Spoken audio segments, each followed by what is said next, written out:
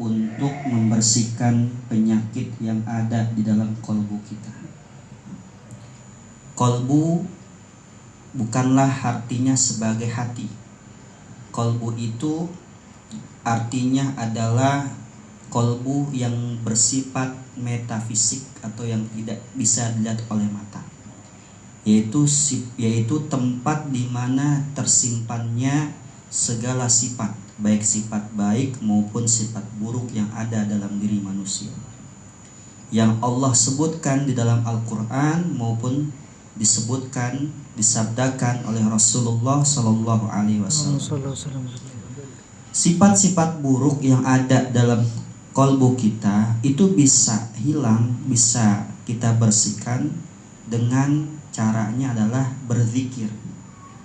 Tapi zikir yang bisa menghilangkan sifat-sifat buruk hanyalah zikir yang bermetoda, yang pakai cara.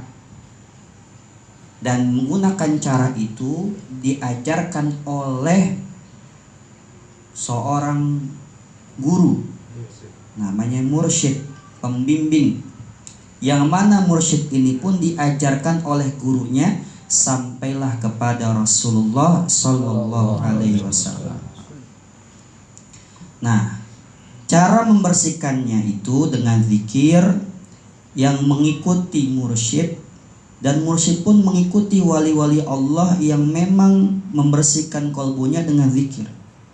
Nah, kita Thariqah Qadiriyah Naqsyabandiyah mengikuti dua wali besar dalam dunia Islam. Pertama mengikuti Syekh Abdul Qadir Al-Jailani Qaddasallahu sirrah. Beliau membersihkan penyakit kolbunya dengan cara berzikir, mengucapkan lafaz la ilaha illallah ya sekencang-kencangnya. Enggak hanya sebatas kencang, tetapi juga ya Allah itu diarahkan ke arah sebelah mana? La dari bawah ditarik ke atas. Kemudian dari atas ilaha ke sebelah kanan. Illallah ke sebelah kiri. Apakah ini ada dalilnya? Ada. Syekh Abdul Qadir Al-Jailani enggak sembarangan seperti ini. Karena Sayyidina Ali karramallahu wajha, tahu Sayyidina Ali ya, sahabat Rasulullah yang keempat, khalifah ya, yang keempat, sekaligus beliau sama Rasulullah apa itu? Jatuhnya mantu sepupu juga, ya kan? Sayyidina Ali pernah ditanya, wahai Sayyidina Ali, bagaimanakah cara zikirnya para sahabat Rasulullah Sallallahu Alaihi Wasallam?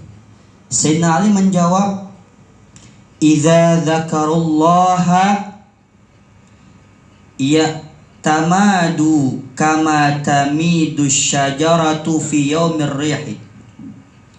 Kata Sayyidina Ali, para sahabat Rasul itu kalau zikir menggunakan suara la ilaha illallah sambil menggerakkan tubuhnya seperti halnya pohon yang tertimpa angin. Kalau pohon kalau tertimpa angin gimana? Bergerak. Nah, inilah yang kita praktekkan sekarang seperti itu. Jadi sahabat Rasul termasuk Sayyidina Ali sendiri kalau zikir seperti itu. Jadi zikir begini-begini tuh bukan tanpa alasan, nggak ada hadisnya, ada. Cuman mungkin yang menyalahkan belum tahu, itu aja ya. Nah, jadi ada alasannya. Setiap kita zikir la ilaha illallah kemudian ditarik dari bawah ke atas, ini menyentuh 7 lelembut, orang Sunda bilang lembut, atau 7 titik sentral dalam tubuh manusia yang disebut dengan latifah. Mulai dari latifatul sirri, latifatul qalbi, latifatul ruh, latifatul khafa, latifatul akhfa, latifatul qalab, latifatul jasad. Ini kalau saya jelasin atau panjang, nantilah suatu saat kita akan jelasin. Ini adalah 7 titik ini tempat di mana kalau ditembus, disentuh oleh manusia, sedikit demi sedikit sifat buruknya akan hilang. Mulai dari sifat dengki, suka marah, suka emosi, kikir, pelit, banyak. Sifat buruk kita kan banyak tuh. Dengan zikir bermetode ini hilang dan diganti oleh Allah dengan sifat-sifat baik. Jadi zikir semacam ini sehat, luar biasa bagus. Karena menghilangkan penyakit-penyakit yang ada dalam diri kita. Nah, yang kedua, kita zikir yang namanya zikir khafi, yaitu zikir menundukkan mata kita sambil dihujamkan ke arah sebelah kiri di mana tempatnya jantung. Jantung sini kan? Secara kesehatan ini sehat banget ini. Kalau ada orang zikir ke sini, tinggal lihat nanti secara medis. Secara ilmu kehakikat bahwa orang yang memejamkan matanya kemudian menyebutkan lafaz Allah di dalam kolbunya, yaitu jantung, maka ia senantiasa mengingat Allah walaupun secara nyata dia nggak ingat Allah. Kenapa? Karena dihentakkan setiap napas detakan jantungnya, dia pernah menyebutkan lafaz Allah, sehingga setiap detakan jantung itu disebut nama Allah, Allah. Apakah ada dalil ini? Ada. Inilah zikir yang mengikuti metode Syekh apa? Ya, Syekh Khawajih An-Naqsyabandi. Yaitu beliau pakai zikir yang menyebutkan di kolbunya lafaz Allah, Allah. Ada Al-Qur'annya, ada. Dalam Al-Qur'an Allah berfirman, "Wadhkur rabbaka fi nafsika." Sebutlah nama Tuhanmu Allah. Sebut di dalam fi nafsika, di dalam dirimu, artinya di dalam kolbumu. Itu perintah Allah sendiri itu. Kalau kita nggak dibimbing oleh seorang mursyid, nggak tahu kita gimana cara nyebut nama Allah. Makanya kudu belajar di situ gitu.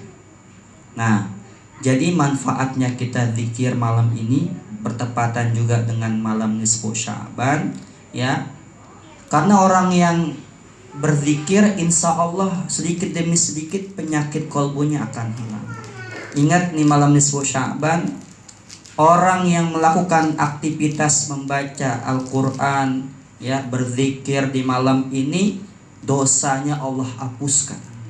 Sebagaimana dalam hadis, ya, Rasulullah Shallallahu Alaihi Wasallam bersabda, "Ittala Allahu ala khalqihi lailatan nisfi min Sya'bana, fayaghfiru li jami'i khalqihi illa li musyrikin aw musyahin." Allah memperhatikan kita, nggak sadar aja diperhatiin Allah kita dengan perhatian kasih sayangnya. Allah melihat siapa di antara kita yang menghidupkan malam ini.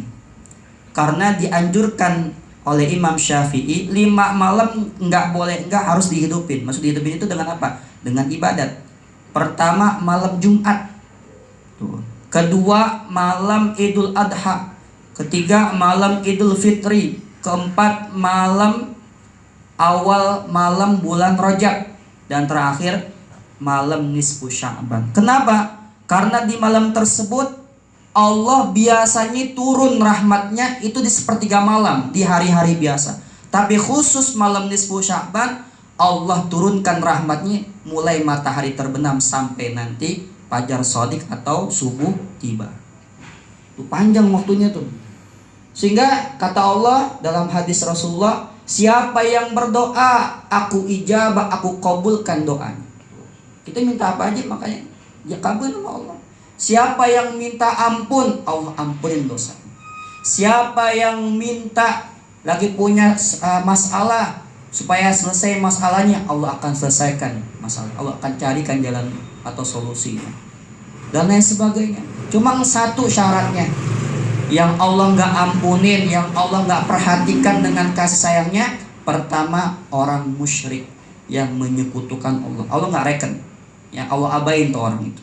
Yang kedua, musyahin, orang yang masih punya dendam sama orang lain atau mungkin saudaranya. Masih punya apa? Punya dendam, masih berselisih atau masih benci sama orang, sama saudara atau apa. Itu kalau dia belum maaf-maafan, saling memaafkan, Allah nggak reken juga. Hati-hati itu. Yang ketiga, Allah nggak reken apa? Orang yang akul walidain, yang durhaka sama orang tua. Allah nggak pandang, ya kan? Orang yang durhaka Allah nggak bakalan pandang. Yang keempat, Allah nggak pandang apa? Meskipun malam nisfu Sya'ban, orang yang memutuskan tali silaturahim. Yang kelima, siapa lagi? Orang yang membunuh orang lain kemudian belum sempat tobat dan minta maaf sama keluarga. Kemudian siapa lagi? Orang yang sombong. Orang yang sombong. Nah, beberapa tipikal orang ini di malam nisfu Sya'ban Allah kagak reken orang-orang gitu. Doanya tetap nggak dikabulin sama Allah. Itu saja, mudah-mudahan ya banyak manfaatnya ini acara. Selain kita nisfu Sya'ban, sekaligus manakib, ya Allah. Ini luar biasa banget, ya kan? Dapat fadilah milam nisfu Sya'ban, dapat fadilah manakib. Ingat, manakib itu banyak manfaatnya. Ya, Syekh Abdul Qadir pernah berkata dalam nanti mankobahnya, siapa yang membaca manakibku maka dia termasuk muridku. Amin. Nanti di hari kiamat, atau jangankan di hari kiamat, di alam kubur insya Allah izinkan aku menyelamatkan murid-muridku. Ya kan? Coba Syekh Abdul Qadir itu luar biasa, tadi diceritain ya kan di mankobah. Selama 40 hari beliau sholat subuh dengan wudhu. Coba itu. Berarti gimana kalau begitu? Berarti sholat isya'nya sampai subuh datang kagak nggak tidur. Coba kalau kita dipikir-pikir, boro-boro mungkin. Ya? Makanya bawaannya udah gitu, dibikin tidur aja. Itu Syekh Abdul Qadir itu. Kamu mau datang jam berapa? Dibilang tamu aja. Lu kalau mau malam, bahkan zaman dulu itu pejabat pada minta doa. Karena Syekh Abdul Qadir itu kalau doa langsung dikabul sama Allah seketika, dengan pakai entar-entar. Kenapa? Saking dekatnya dengan Allah. Ya kan? Orang sekarang kan begitu nyarinya kan? Ya kan? Mana kiai atau habaib yang doanya kabul cepet. Ya kan? Jasplong nih. Gitu. Tapi Syekh Abdul Qadir bilang, buat malam saya nggak nerima tamu. Bukannya apa-apa, karena Allah. Beliau khususkan buat Allah, munajat sama Allah.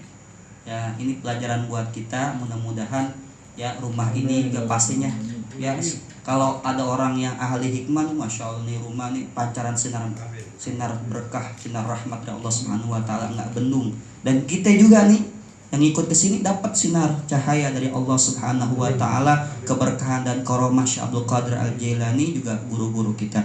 Itu saja, mudah-mudahan banyak manfaatnya. Ya, kita saling maafkan ya, apalagi mungkin hitungan hari lagi ya akan datang masuknya bulan suci Ramadan. Mudah-mudahan Allah panjangkan usia kita, Allah sehatkan badan kita, juga keluarga kita dan anak kita, dan Allah Subhanahu Wa Taala senantiasa pelihara diri kita, iman, Islam dan ihsan kita, dan Allah Subhanahu Wa Taala takdirkan kita bisa memanfaatkan betul-betul bulan Ramadan sehingga kita bisa mendapatkan fadilah, keutamaan besar di bulan suci Ramadan. Dan kalau bisa ya Allah, Engkau takdirkan kita semua bisa mendapatkan Lailatul Qadar, malam kemuliaan dari Allah Subhanahu Wa Taala. Amin amin ya rabbal alamin. Hadanallahu wa iyyakum ajma'in wa la minkum. Wassalamualaikum warahmatullahi wabarakatuh.